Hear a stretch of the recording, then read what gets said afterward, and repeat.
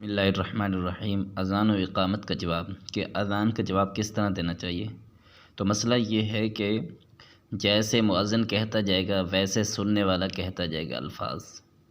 اللہ اکبر کہے گا مؤذن تو سننے والا بھی اللہ اکبر کہے گا۔ اسی طرح اقامت کا مسئلہ ہے تو لیکن جب حی علی الصلاۃ یا حی علی الفلاح پر پہنچے گا تو سننے والا حی علی الصلاۃ یا حی علی الفلاح نہیں کہے گا بلکہ لا حول ولا قوت الا باللہ العلی العظیم کہے گا۔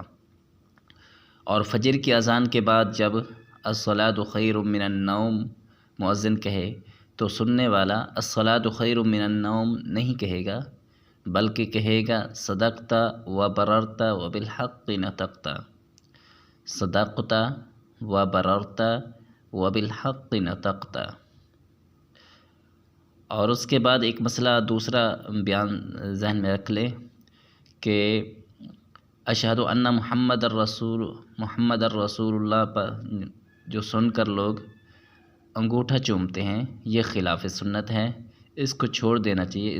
جس حدیث کا حوالہ دیا جاتا ہے اس کو علامہ ابن طاہر رحمۃ اللہ علیہ نے کہا ہے کہ یہ حدیث صحیح نہیں ہے۔